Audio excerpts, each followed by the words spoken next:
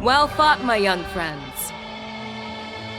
However, both of you have shortcomings.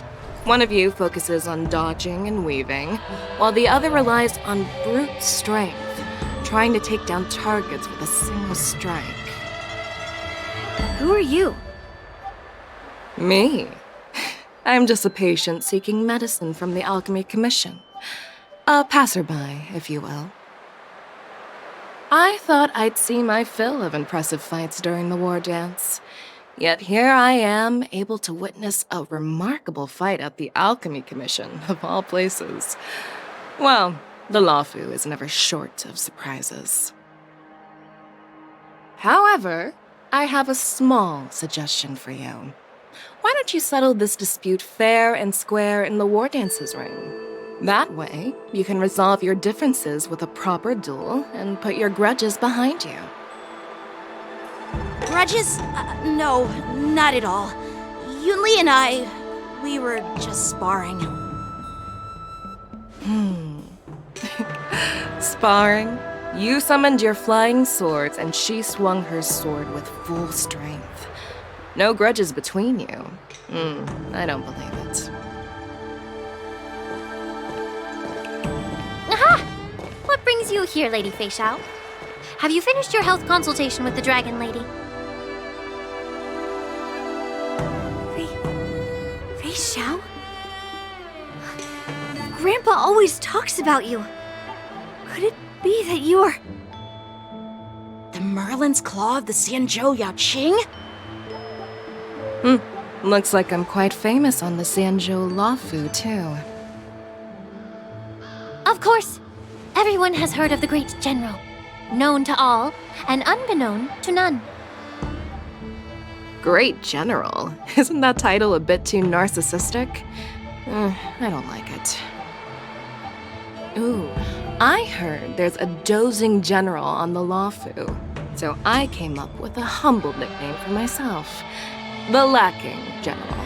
Lacking in worries, regrets, and rivals. Sounds much better, right? Yeah, that's a befitting title that sounds both humble and impressive.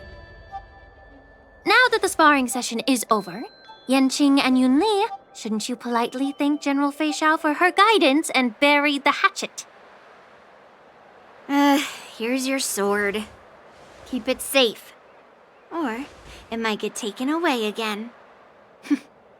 By the way, we haven't settled the score yet.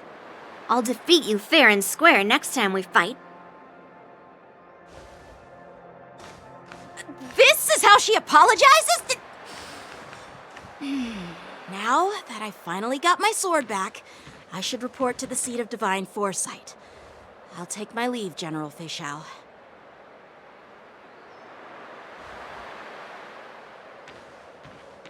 Oh, by the way, Miss Lingsha, if you've got some free time, I'd like to invite you to the seat of divine foresight for a chat with General Jingyuan. I think there's more to those personal grudges you mentioned earlier.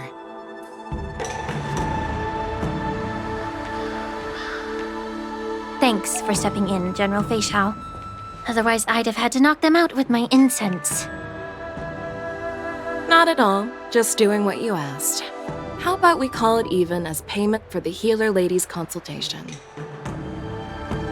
Sorry, but even a general needs to pay their bills. We don't do credit here. And let's not forget, you'd have been waiting decades for a chance to see the Dragon Lady if it weren't for me. Well, you can always send the bill to the seat of divine foresight and say it's for mentoring those kids. After all, it was quite the effort splitting them up. I nearly had to get tough. Now, if you'll excuse me, I need to find a spot and get some fresh air.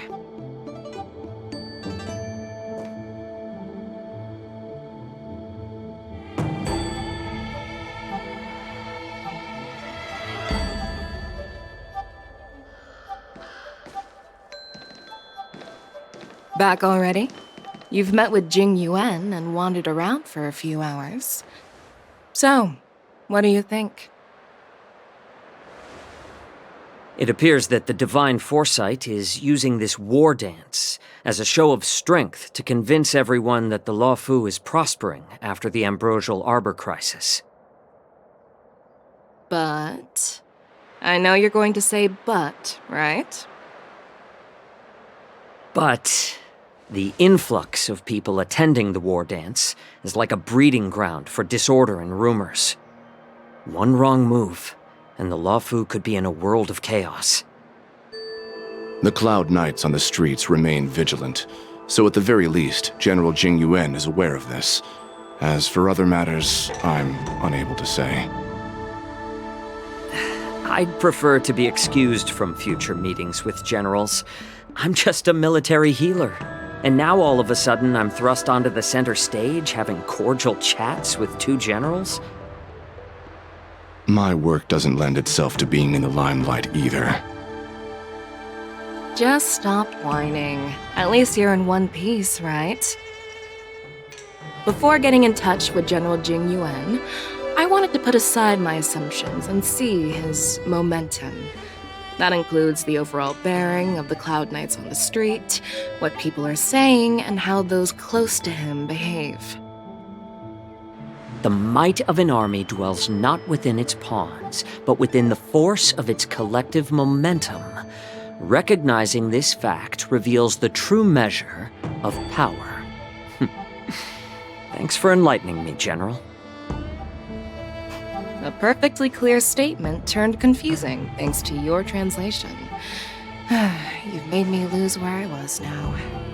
Anyway, this is how I operate in battle, so you might as well get used to it. Are you treating General Jingyuan as your enemy?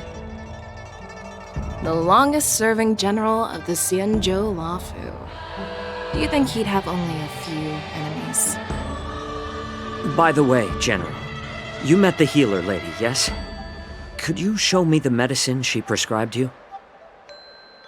Well, the healer lady couldn't do anything about my condition. She just told me to enjoy some tasty food.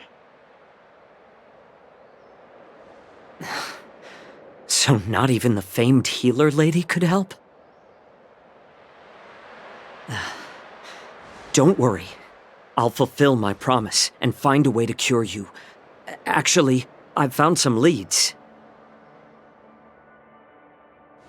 Well, life and death, Jiao Chou. It's all predetermined. Upon starting my military career, I made a pledge that the rest of my life would be dedicated to being the Xianzhou spearhead, hunting down the abominations of abundance till the end of my days. As long as I can fulfill that deep-seated desire, I don't care how long I live. You asked if I view General Jing Yuan as my enemy. No. My real enemy has always been myself.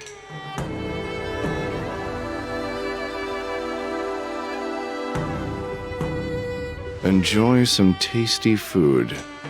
So, what's for dinner tonight? Jeez. You really know how to read the room, don't you? You guys figure it out for yourselves. I'm due to catch up with an old war friend I've not seen for quite a long time.